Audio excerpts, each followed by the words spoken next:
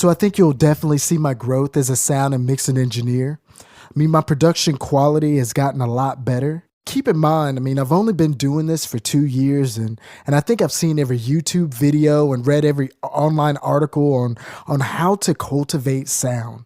So I really wanted to create a concept album. I wanted to create, something that allowed the first track to correspond with the fourth and the last track. So my favorite part of the creating process is really getting in the mic and letting the creativity flow, because musicians know, this idea leads to that idea. And, before you know it, let's base the whole project around just this part, and then this vocal and that vocal. And you've got these symphony of vocals competing with itself in the mix. And, so I mean, creating is one of my favorite parts, but I think my favorite is completing the project, because musicians know, I mean, you're excited about the track you made last week. You know what I mean? So you got to make room for that track, so you got to get this stuff off your plate so you can, get prepared for what's next.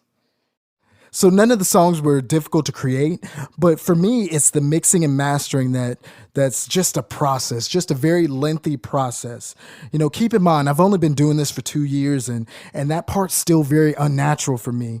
So, I mean, that's the part that's kind of like, But as far as the track that didn't make the cut, it's probably evolution of hip hop, because I really had the project done. Like, I was done. I was working on the next one, and I just so happened to get this dope beat, and I was like, okay, well, let's move this like this, and so let's put this on that one, and we'll go ahead and roll this up to this one, and we could just do it like that.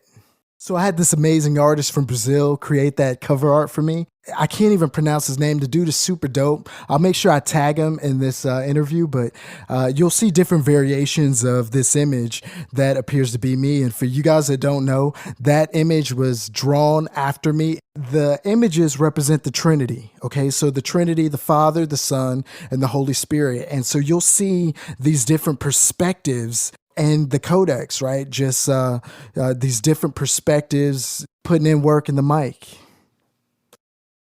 So I have this unique infatuation with numbers and being guided by the Holy Spirit. And so, my thing, it's always been the number 11 ever since I was little. And so, you have 12 disciples. And if you take away Judas, not to say Judas wasn't a disciple, but if you take away Judas, you have 11, right? And so I just wanted to honor and appreciate the real 11.